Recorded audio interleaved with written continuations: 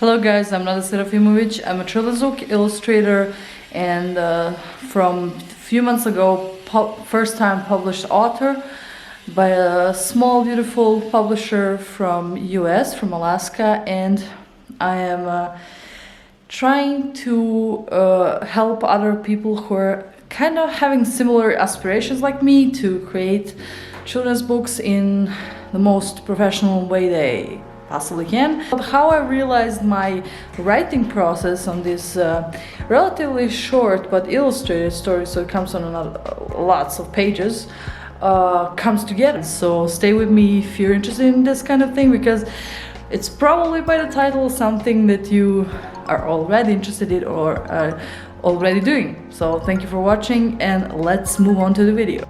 I also started working on some separate illustrations and trying a new Fabriano Artistico 100% cotton paper, which honestly at first I'm not really keen.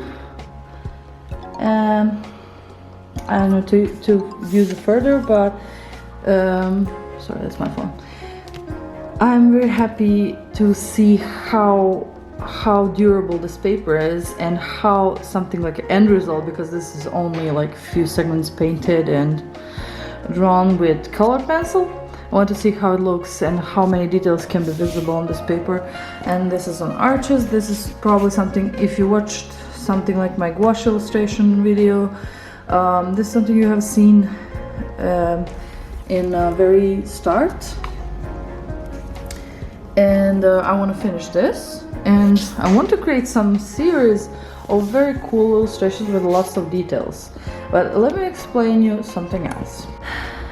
I love explanatory videos. I love how-to videos.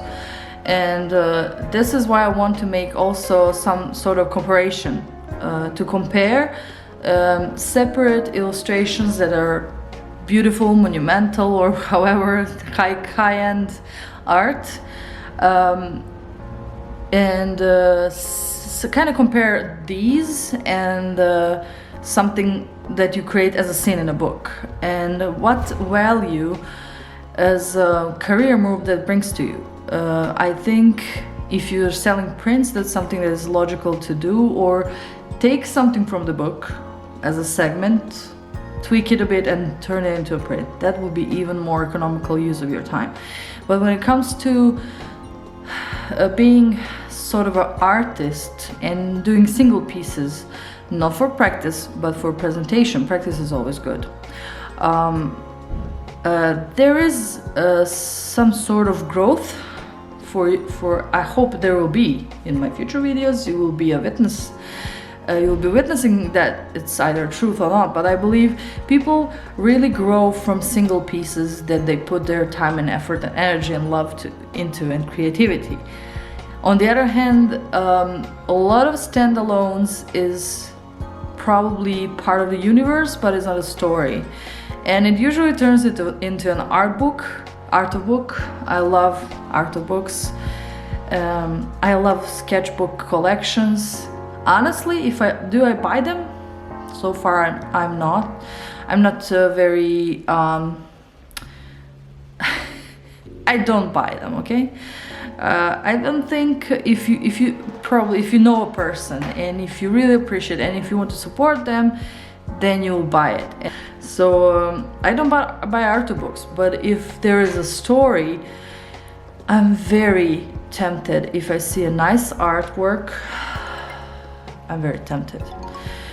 Most of the illustrators would say that the story is most important and the illustration comes next. For me, as a children's illustrator, I find that very questionable and very open for discussion.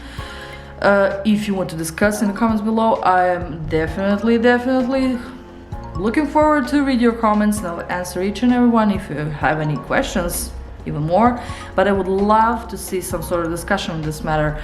And because as always I pick randomly a camera and when I'm in a mood to say something and I feel that I learned something else that I want to talk about it, this is the time. So this is kind of a spontaneous video, and I hope a good background noise for anyone who loves children's illustration and wants to be in that field.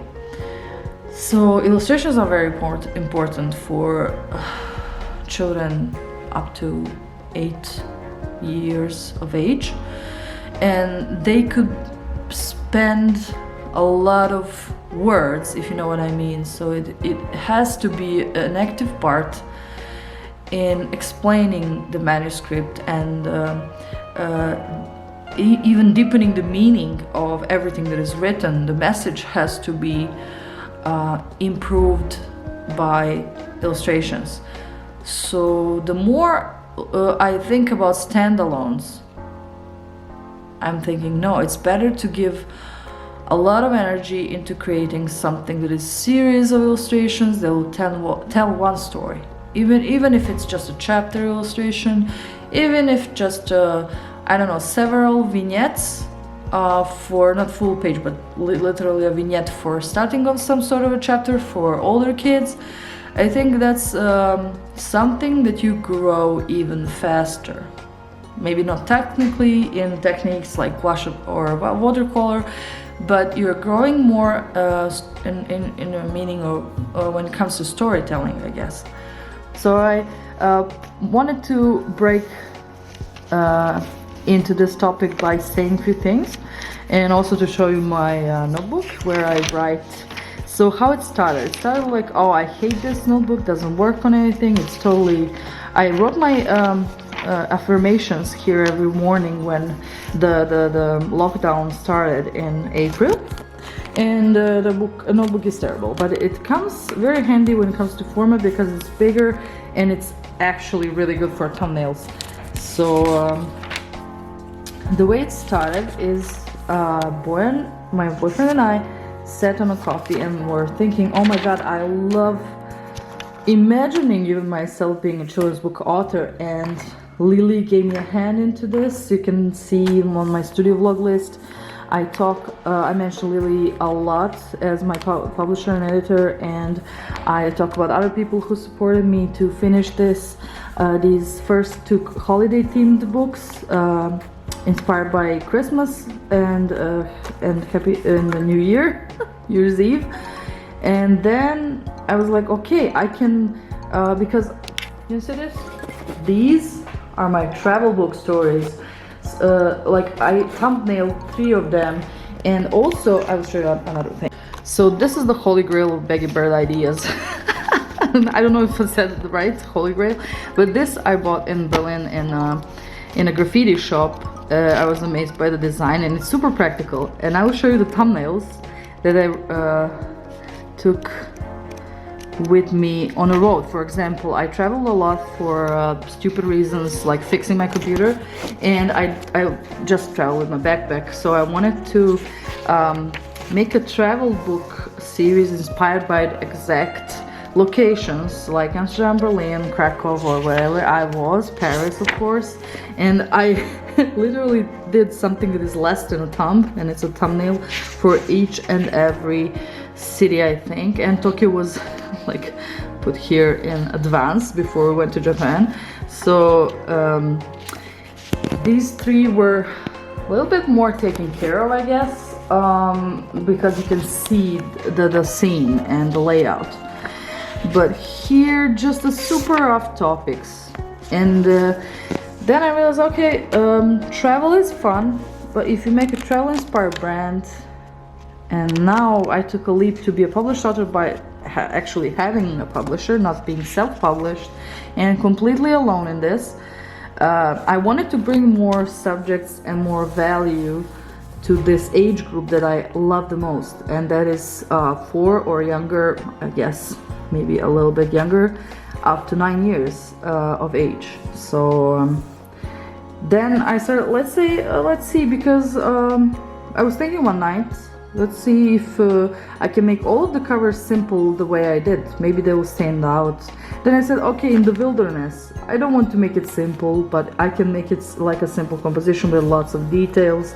You can see here, there's just a bird who is totally embraced by the nature. Like, I guess this will be all leaves, and I have my unique typography.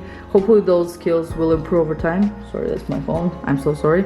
And then I was, by thumbnailing, I was thinking about subjects, and this page is just, in my brain, not in practice, but in brain, it skyrocketed for me, because then over coffee I could talk with, if I make thumbnails here, and this is for the first story. I'm mostly inspired to illustrate.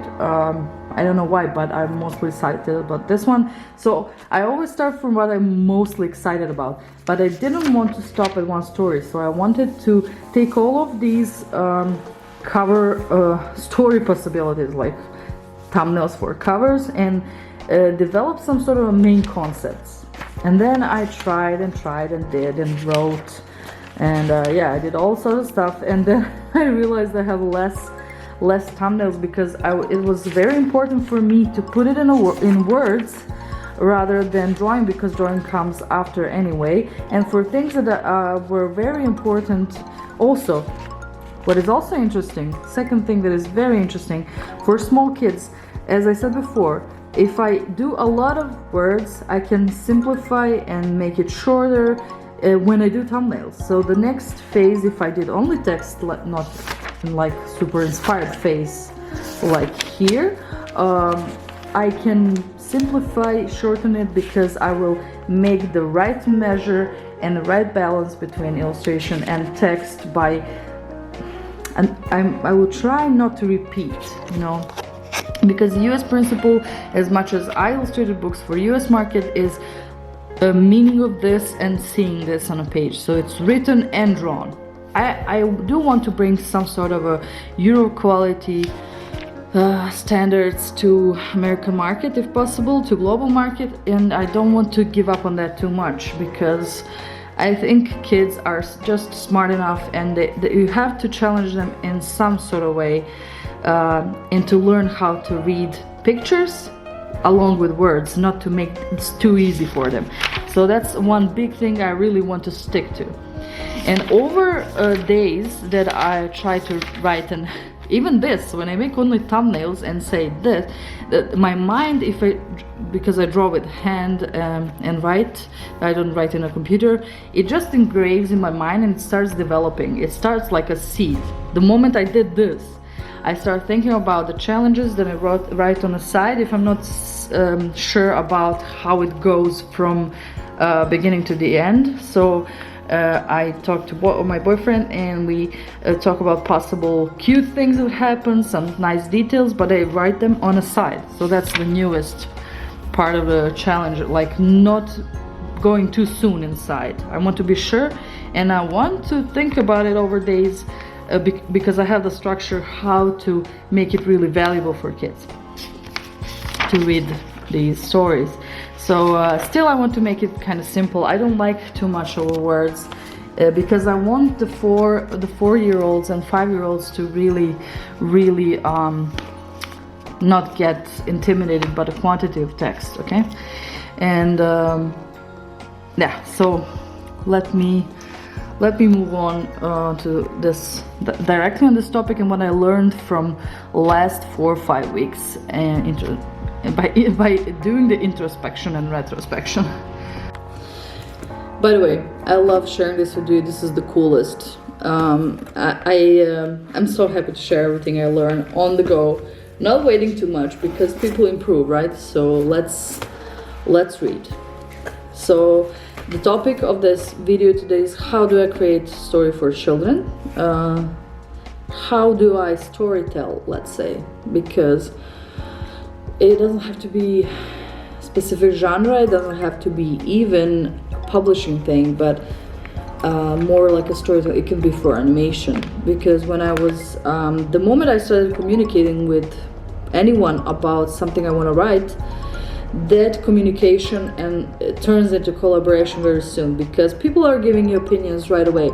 And I definitely suggest asking people around if something clicks about the story that you're either want to write or you have written and you want to read to them, and still stay yourself. So if you really think that's something valuable, if you keep your values and you take the suggestions and take possible to let's say, opinions on what you should change and make something out of it that is I suppose the right thing to do, because more ears and more eyes see more, right? It's good to go out of the bubble and do some reading with others. I love doing that in a stage where, not with English, because I'm not native English, that takes editing. Stage is totally something else.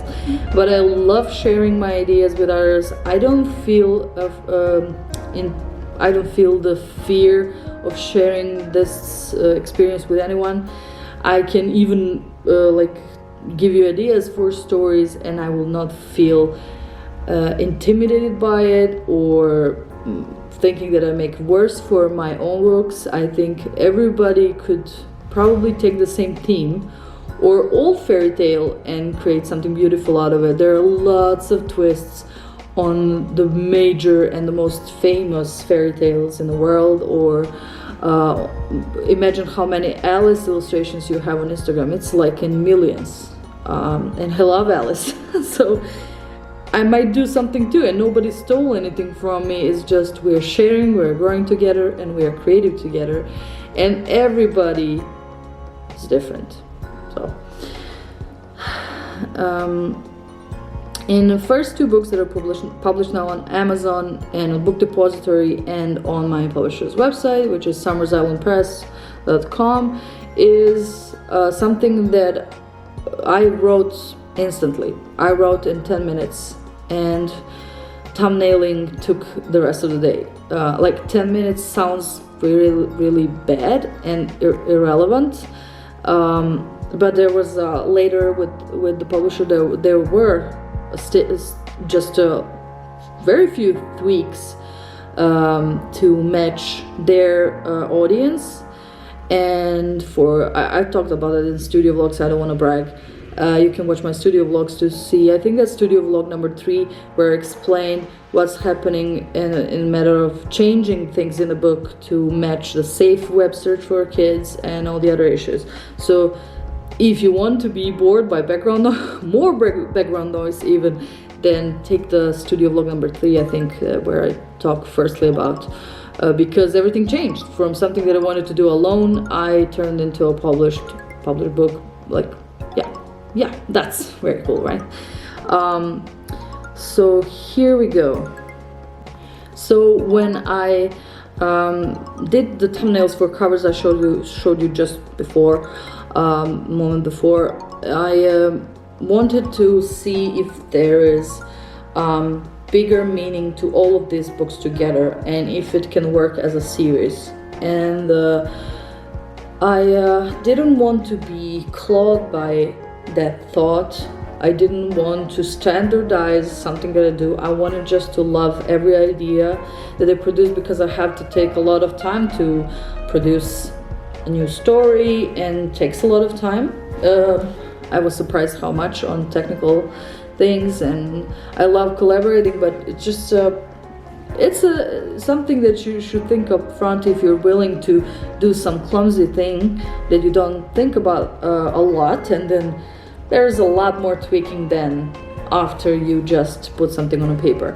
So I would rather have I did have a Baggy Bird concept for as a travel inspired brand for books, so it gradually grew, and this sort of accident with Summer Island Press gave me to some sort of personal need deep inside of me to put more value into those stories. So it's just not, I don't want it to be just travel and travel and travel. I realize how it can be excitedly and super cool drawn and illustrated.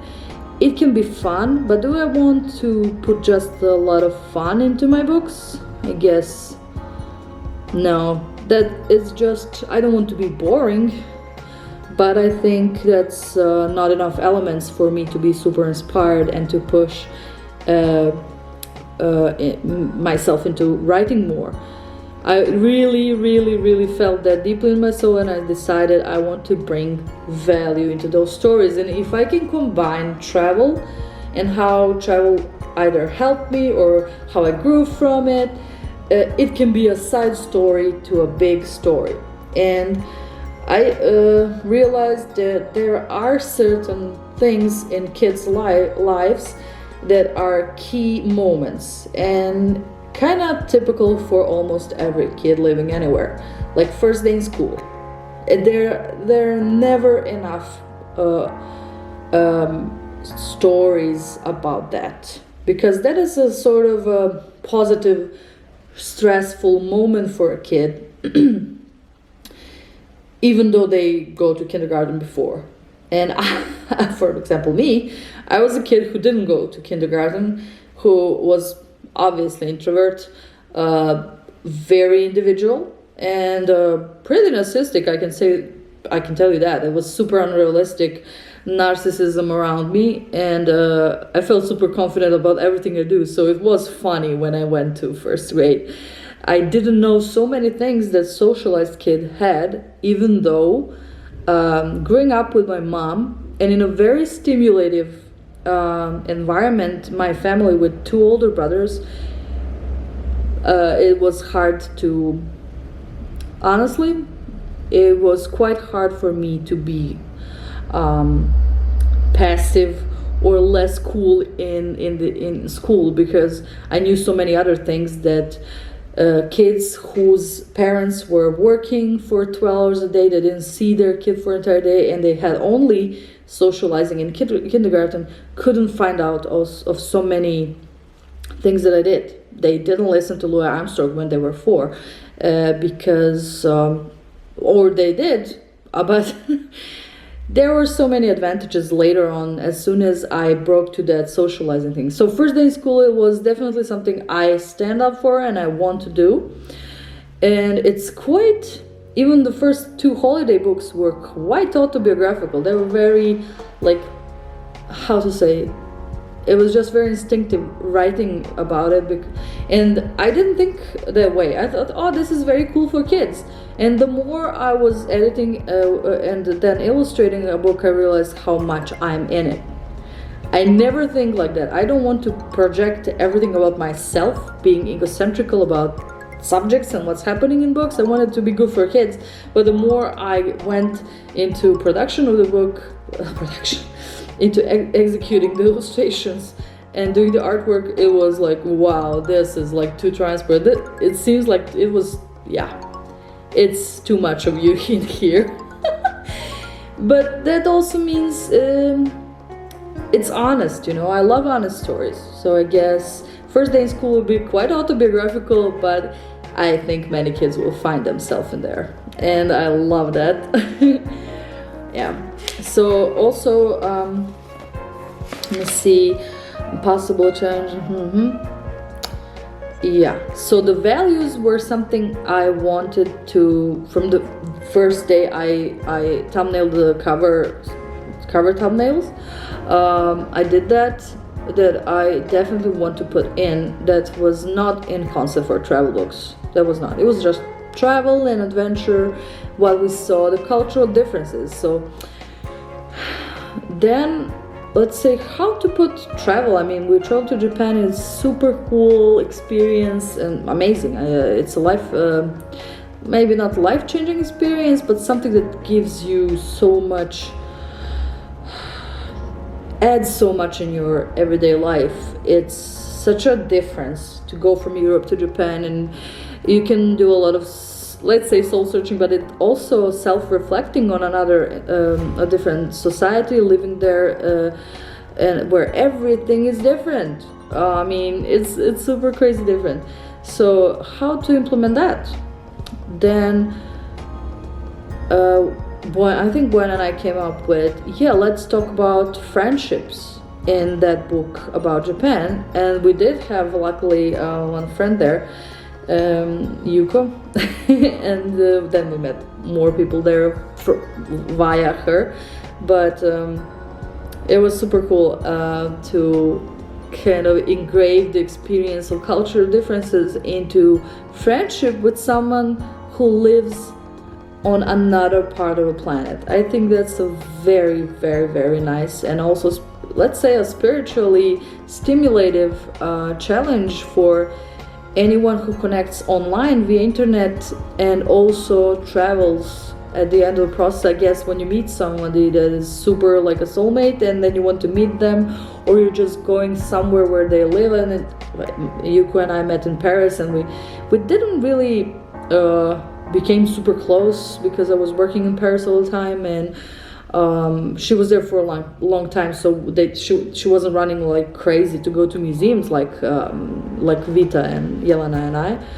So it's yeah, going too much into details as usual, but it was interesting to have some, let's say, a foreign friend. So that's a new title, Becky Bird's Foreign Friend, and there will probably be a lot of elements from cultural difference and making friendships online, offline, on your territory, on neutral territory, on their territory, and loving that all those differences that the friendship gives, you know, it expands your mind. I want the children to be universal when it comes to, it's anti-xenophobic, I guess, but I don't want to go that deep into it for kids because kids don't make difference, honestly. But I want it to be like a mark in their memory with this story and this book, if they had it in their hands and small, to stay like that, not to become afraid of differences, and not being too calculative about who, either to be super tolerant. I think that's very important for kids nowadays because everything is global. We can live anywhere, we can go anywhere, right? We can work with anyone, so it's very important. These are the values, and this is what, or the archetypes, or the moments in childhood that I want to bring to the story. Then I think about possible challenges. Who are the characters and what they have? What do I need? Do I need two characters? Do I need Becky Bird alone? Do I need a crowd? Do I need a certain environment to put them in a situation that I want to have that sort of challenge? So then you think like some sort of movie producer in a really small way. And thumbnails are then just natural to do, but I'm not in that stage yet for every story. For me, the manuscript is definitely the hardest part still, because I really honestly think I want, not that it's my excuse, but I want to keep it super simple because I want the 4-year-old that is a little bit advanced, or 5-year-old to really read it on their own, or for at least after a few bedtimes with their parents, to take the book and be able to understand it. I think that goes in my advantage because it's not only an excuse, and I want to put as less text as possible, but to be refined and to complement with illustrations. So yeah, writing is my weakest spot, I guess. Oh my god, I covered it all pretty much. I'm so glad it's not a 1-hour video. I'm so glad. I hope I will make even shorter when the books arrive, and I will show you the plushie and the bookmarker, I hope, and sticker sheet. I want one of my friends or whoever ordered books to have extra like freebies inside that are showing the appreciations that I have, that they ordered, pre-ordered actually, those books. And yeah, so I pretty much covered it except one thing. There were certain moments in the last several weeks before, when I started thinking about creating new stories and how to create them.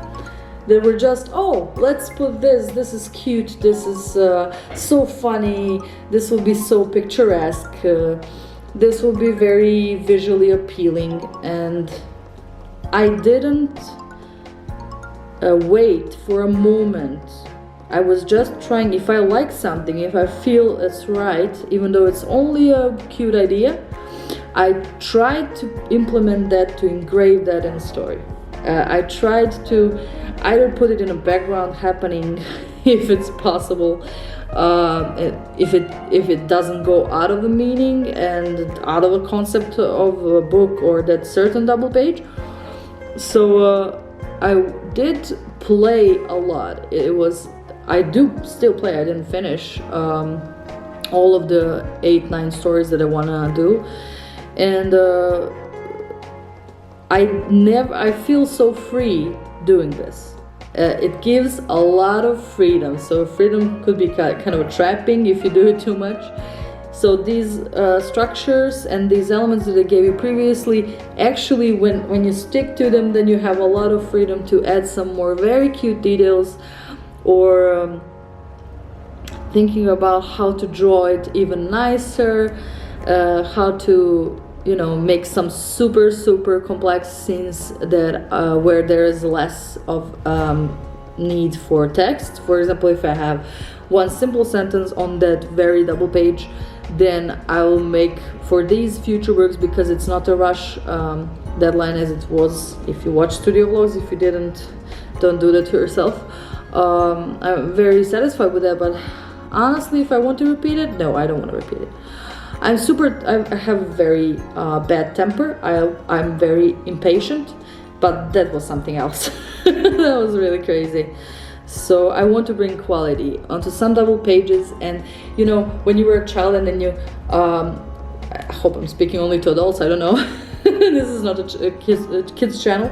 So when you open the book and then you see some crazy double page, mostly in the middle, I guess, and then you see so many details and everything is super cool and complex, and like expressions of the characters are really done neatly and with lots of attention on every aspect matches together. So the more complex scenes that you're illustrating, trying to illustrate, are harder to make the right balance between them. So it's just amazing experience for kids to have those moments in the book. I tried to make those moments with the messy scenes in the holiday teen books that are now published, and I tried as much as I could.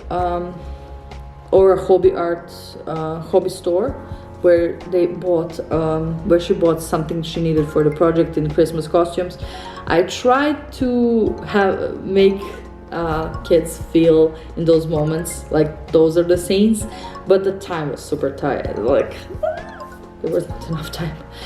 And yeah, I'm definitely so looking forward to finish this manuscript, edit them, even if I have to do 3 proofreadings 3 times, editing with 3 different persons, and then sending to publisher. I really want this English to work as much for this age group that is targeted. I love those kids the most, and it's the most difficult part of a childhood, I guess, or difficult. There are lots of changes and intense different periods. When you say kids of 4 years old and 5 years old, oh my god, that's a huge difference. When you speak to the child's concentration, the development of the motor skills, everything can be there's just so much to create for that age group that will be helpful. And of course, the values for life, that is something that I really want to stick to, and I don't want to sell anything that is less than that. So thank you for watching, and I hope to see you in the next video, and next art video, next Japan video, and I hope I will make more videos and have time to edit and power for my PC to export and then to publish on YouTube, and see you as soon as possible.